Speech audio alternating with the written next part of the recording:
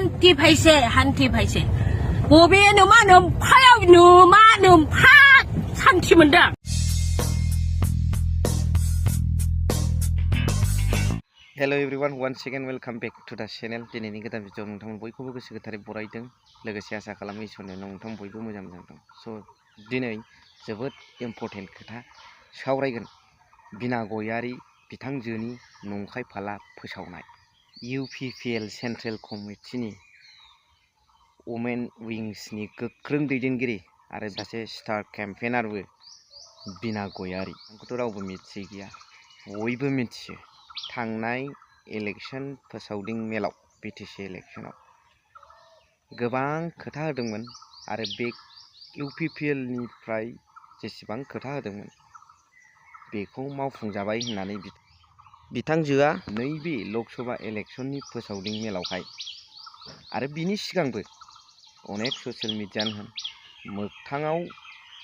मिथिं दावथिङावनो होन पेपारि कागजै बिथाङा बुंबोगासिनो दं बिटिआरनि दफाफ्रा फ्रायानो मावफुंजाबाय होननानै जोंनि गेजेराव सान्थि फैबाय होननानै मिथिं दावथिङाव थांबा सोंहैयो रायजोफोरखौ राय सकल आपनालके कि फाइसे बिथांमोनाबो हान्थि फाइसे ना नाय होननायाव हारसा बर' गासिबो हान्थि फाइसे होनोनो बिथाङा बेखौ बुंदों आरो सेल्फ हेल्प ग्रुपनो जिबादि 75,000 फैसा बेखौबो मोनबाय होननानै बुंदों आरो लोगोसे गोबां आसनि अरुणोदय बायदि बायदि न' बांफोरखौबो मोनजोब्बाय होननानै बिथाङा फोसावगासिनो दं। नाथाय सासे आइजोआ NDP मुंख्लं न'खरनि बिमाफोर बिथांमोना जे बिसिबां दुखु मोनदों बिथांमोननि थाखाय जेबो मावनो हायाखै मोननांगौ माखासे जे पेकेज बेखौबो NDP मुंख्लं न'खरफ्रा दासिमबो मोननो हायाखै आरो जायफोरनाखि गोथाङै जेलाव जोबजानानै दं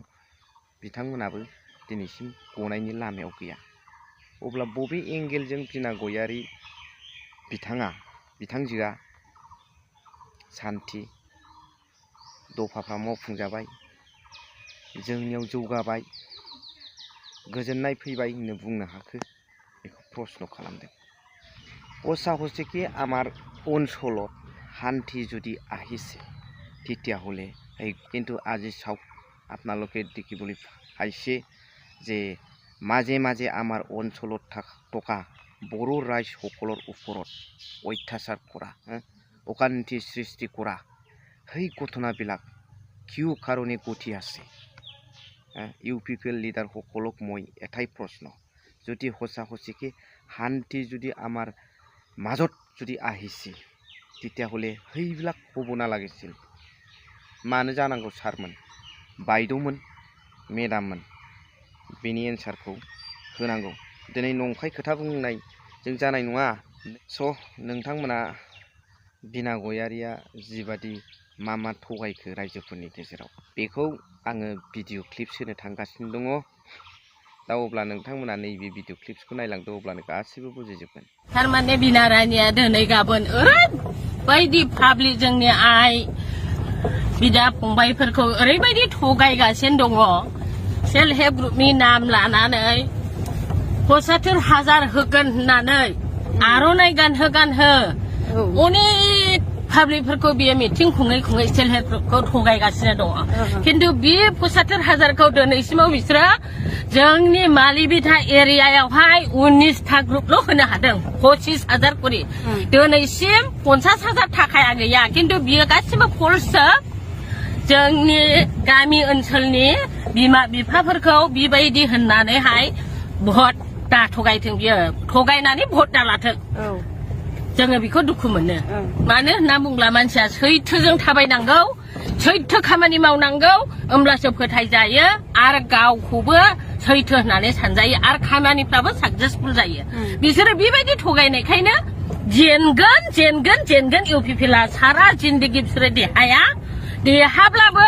बै समनिफोरबायदि जोंखौहाय थगाय थुसि खालामनानै देहायागौमायनि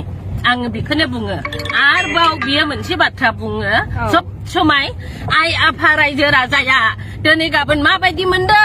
होननानै सोङो बियो खिन्थु सान्थि मोनदों ना मोनाखै सान्थि हारसाफ्रा होनोनो गावनि सिगाङाव आंनि हान्थि फायसे बबे नोमा नोमफायाव नोमा नोमफा सान्थि मोनदों हा बिनारानि बबेयाव सान्थि मोनदों दिनै हाजार इन्दि बेखौनो सासेबो बख'नो रोङाखै इउपिपिएल सरकारा दिनैहाय सान्थि बेसेबां अरजों ब्लावगासिनो दं जों बिमा फिसा थैजानाय जेलाव जोबजानाय बिमाफोरनि जिबनाव मिथिगौ बिनारानि नों ओरैनो अमा गुन्थुथ्रि बायदि बखिबायला जानाय नङा मिथिखा बांद्राय थगायोब्ला खैला मैला होननायाव नुजानो हानाय नङा नोङो मिथिखा बिनारानि बांद्राय नोङो पाब्लिकफोरखौ बेबायदि दा थगाय दा बिसोरो थगायगासिनो दं पाब्लिकफोरखौ अरुणोदया मा होनो अरुणोदयनि खोथा लाबोयो बिसोरो थांनाय लोगो लोगो कम्पिउटार लायै बिसोर न'खर गिदिङो कम्पिउटाराव मा बुङो नोंनि नामा मा होननानै सोंसै नोंनि नामा सम्बासि नार्जारी नै नोंनिया नै 18 नाम्बारावनो नों एबारावनो मोनथारसिगोन नोंनि हाउजिं न'खौ अरुणोदयखौ जों नै लाखाबाय फिलाप खालामखाबाय खिन्थु बे अरुणोदया 2 नाम्बार फर्मा खालि अरुणोदयनि नामल' बबाव सिगनेसार होनांगौ बबेयाव बिमा बिफानि नाम लिरनांगौ बेनिबो गैया बबेयाव शिबनि साइन थानांगौ बेबो गैया स' भिडिअखौ सेकेन्डआवनो फोजोबबाय थेंक इउ भेरि माच फर वाचिं लाभ इउ